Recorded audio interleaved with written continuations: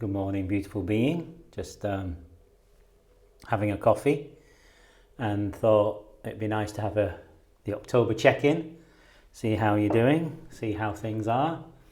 I hope life is good with you, and it's been so wonderful seeing you, some of you in the live sessions recently, both on our website. We've started this thing called Sangha Live, a page kind of in the free membership area there now, and I stream sessions that I'm putting out live on the Insight Timer app, so they can be kind of held for us too, because they have no way of creating replays and things, so it keeps things in a bit of a hermetic world. So I'm trying to open that up a little bit, and I'm thinking I might even just start doing things on Sangha Live anyway. So if you're not a member of the free sort of area of the website, just jump onto authenticliving.life and sign up to that. There's no bombarding you of things and trying to sell you stuff or anything like that. It's just there if you want it. I'm looking to become kind of a bit more autonomous in the way that I do things. I feel like all these different apps and things kind of get hold of your energy, and then kind of you kind of try to take you out of the center of things, being in your own stuff. So or that can happen really, really easily, and we become kind of we start servicing somebody else's kind of agenda and spaces and so on. And I think while they're really valuable, I think it's really important to kind of keep the heart of self. Anyway, I don't want to make this a long video. I just wanted to kind of check in with you, see how you're doing. Please let me know down in the comments below how you are. I shared a live class from Monday just now here on the YouTube, and so I'll try and post a link to that. I think it comes up over there. If I do that, I'll try and do that, and just find it. It's just the next video down. It's called A Deeper Knowing, and that's a live session, a bit of a talk, a bit of a meditation, and some information about the book. So I might as well share that with you here, because I said I was going to share it in the YouTube video over in that class. So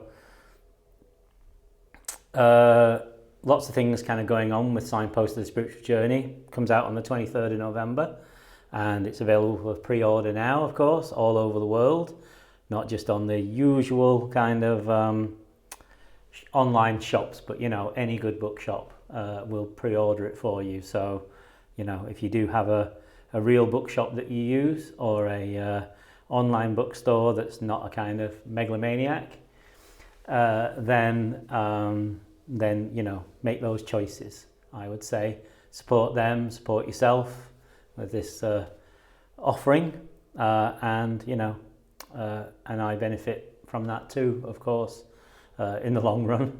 Getting your royalties takes a long time sometimes, I tell you.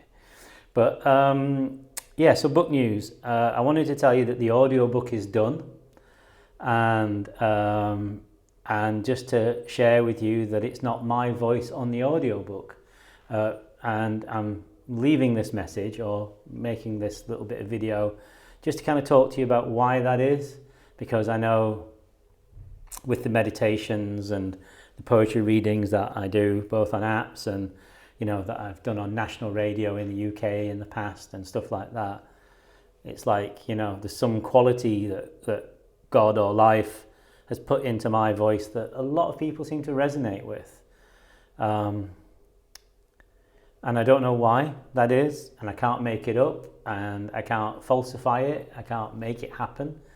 It's just something that's there, which is great. It makes me think that we all must have a unique something, a way of kind of communicating with the world, and you can't create what that is. You can only kind of discover and allow. And so the audiobook is spoken by a really lovely actor, a guy by the name of John Chancer, who was he's been in quite a lot of movies. He was in Casino Royale, the James Bond movie. He was the policeman, and you'd be like, I remember that. I remember him. He reads a lot of thrillers out. If you check on Audible and things like that, but he does non-fiction books too, and the way that he does non-fiction books is really quite lovely. And the reason that I said yes to somebody else voicing the book, there's two reasons actually. First is that I was in no state to record the audio book. For those of you who've been around, if this is your first time with me, welcome. But for those of you who've been around, or if you're joining me now, you'll know that, well, you won't know if you're joining me now, so I'll share with you, that my oldest friend killed himself in June.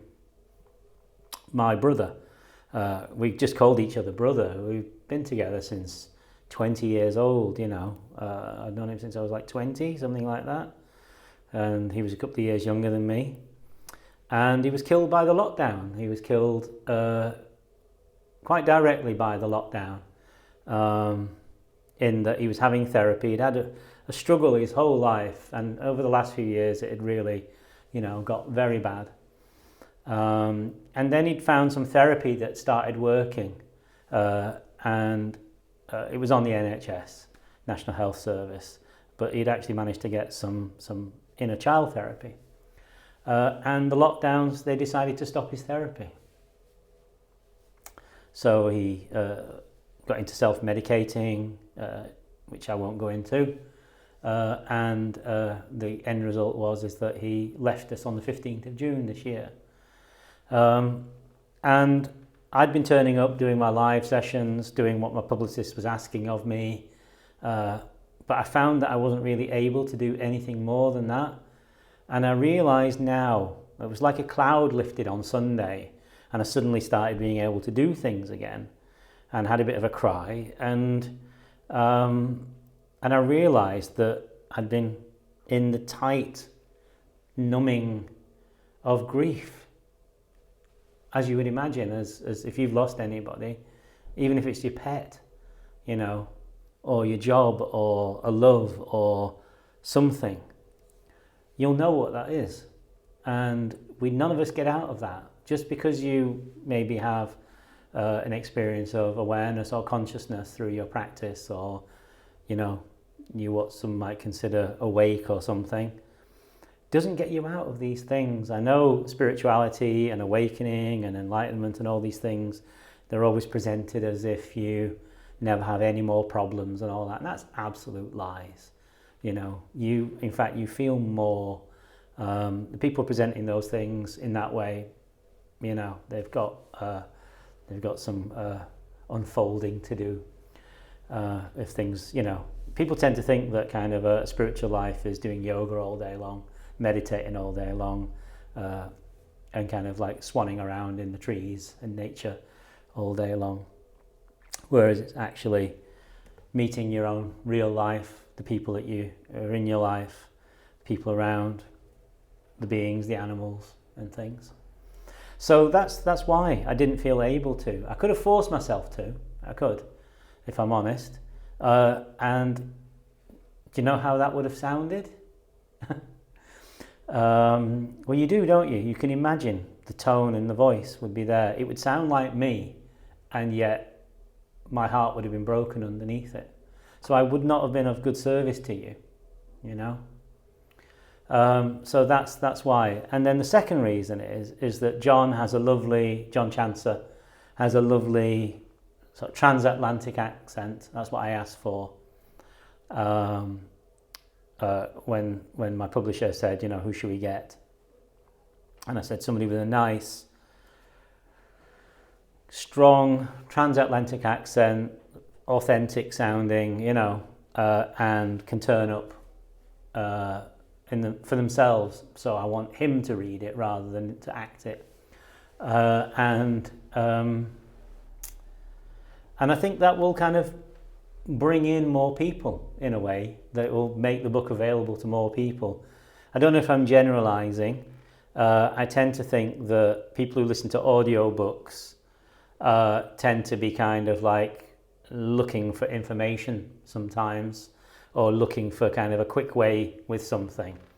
What I find happens for me is very often I'll listen to a book first, be a few chapters in, and then realize that I actually need the physical book. So the way to think about it is that the audiobook is a presentation of the book, and that will maybe access a wider audience, a different audience. If you know my work already and you like what we do, then you're already here with me, aren't you? You know, so you don't need that necessarily. And the book has to kind of stand on its own. These things, the teachings have to stand on their own. They don't need a teacher or a person kind of pushing them. If they're strong enough, they should stand on their own. So it lets a new audience in. It's helped me with my grieving. And if you want me, I'm the book. My voice, my heart, my love, my dedication and my practice is in the physical book itself. I haven't got a copy to hold up here, but it's there. So if you want to kind of spend time with the soul of this being, that's not necessarily this being, but the soul that kind of comes through that, because we can transmit soul by our authenticity in what we do, then it's the physical book, you know. Yeah. I wanted to ask your advice, actually, while I've got you here.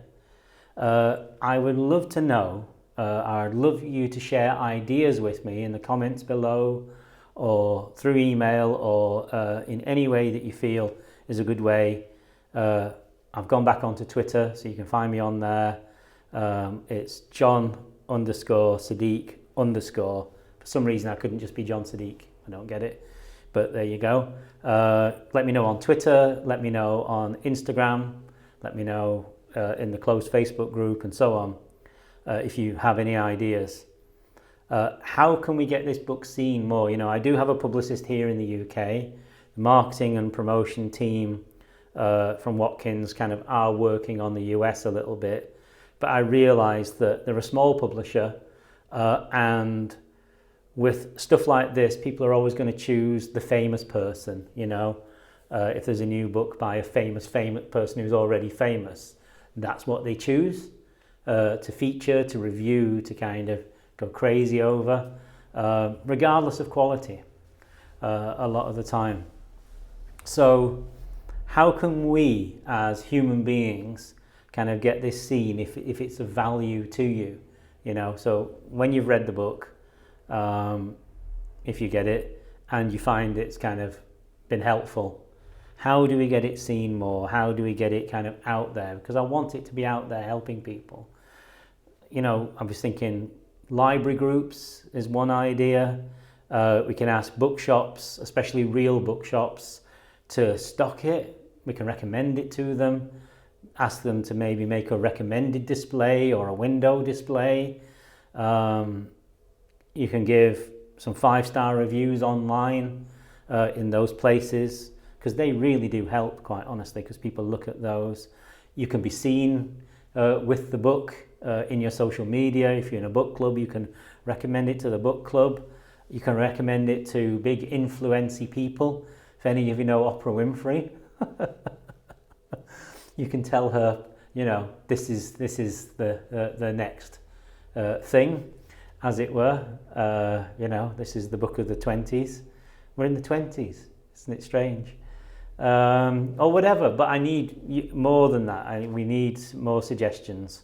So, and then I could put like a little PDF sheet together, put it on the website, and kind of, you can download that and kind of, you know, try some of those ideas out if you feel like helping out in that way. I think this is particularly the US that we're talking about, because my, without not having an actual publicist there, it's a bit, you know, lower on the ground, and yet that's where the main audience is, East Coast and West Coast particularly, and then hopefully it will kind of spread as its kind of name builds for itself over the next little while. Anything else to share with you? Yeah, so we have, I've re-released my children's meditation course. It's not just for children, it's for families too, or for anybody working with their inner child. And it's now called Magical Moments. I took it off the app that it was on because it just wasn't getting seen there. It's now on my own website, just in the store at a kind of reasonable price that kind of reflects the amount of work that's gone into it. So many years of work in schools, and then a year dedicated to kind of creating the course. And I worked with a school group every week for a year, testing all the ideas out. So it's been kind of tested by real children who will kind of be bored with anything that's not engaging. And these kids would really kind of show you what's what. So it's a real thing. So it's on the website now. And when I open up the subscribers area, which I'm trying to work on but haven't got much time, there'll be like a kind of paid subscription area coming on the website, hopefully later this year. And it will be kind of part of the offering of that. So if you're a subscriber, you don't then need to buy the course, of course, because it will be there, as it will all my courses be there, and all of the insight meditations, and I'll be adding new material to that every single month. So it's going to be like the complete library as is, special live stuff, money off on retreats, unique events that are just for people within that sphere, no extra cost at all, of course, because just kind of building a nice platform that is kind of sustaining in both directions is my kind of goal at the moment. And then last two things, we've got the open space coming along. That's our open practice that's for anybody. It's a silent-based practice. That's on the 23rd of October at 8 p.m. British Standard Time, the last week of BST, which means it's at 3 p.m. Eastern and noon West Coast. It's a bit late for India, but if you feel like joining us, Australia I can never catch up with. Europe, you're only an hour ahead of us, so so join us for that, and just look on the website and you'll find the information for that under open space. And then I'm going to be doing a live event for Watkins Bookstore on the 4th of November. I know it's before the book comes out, but we've decided to do a kind of pre-release event. And I'm going to be talking about the origin of the book, maybe doing a little meditation, be a chance for questions and answers. I don't have full information on how to register for that yet. Hopefully I'll get that today or tomorrow. It's going to be Zoom based. I'll put the information on the website and on the social media. And if you want to join us for that, then just literally kind of join the Zoom chat, basically, on the 4th of November. It's going to be at 5:30 UK time. I think that's to make sure the East Coast can join us in the US and West Coast. So it's kind of like an optimal time. I'd have been a bit later if it was down to me, but that's the time that the bookshop want to do it. I'd have made it 7 p.m. UK time. Okay, lots of information there, sharing, lots of offers, and I know a lot to take in. Really, it's just to connect with you. I've not even had a sip of my coffee, have I? So I'm going to finish this. I'm going to wish you lots of love, and hopefully I'll see you soon. So please do let me know either in the comments below, through social media and so on. 1, how you're doing, and 2, if you've got any ideas on getting the book out, getting it seen a bit more, getting it in bookshops, getting it recommended, because word of mouth and genuine kind of love is the best engine there is for anything. Okay, my loves, take great care of yourselves. See you next month for another one of these vlogs. And if you feel like doing a meditation or something, then check out the your deeper awareness, or deeper knowing rather, it's called, practice that I've just shared, and I hope you absolutely love it and it benefits you. Take care of yourself.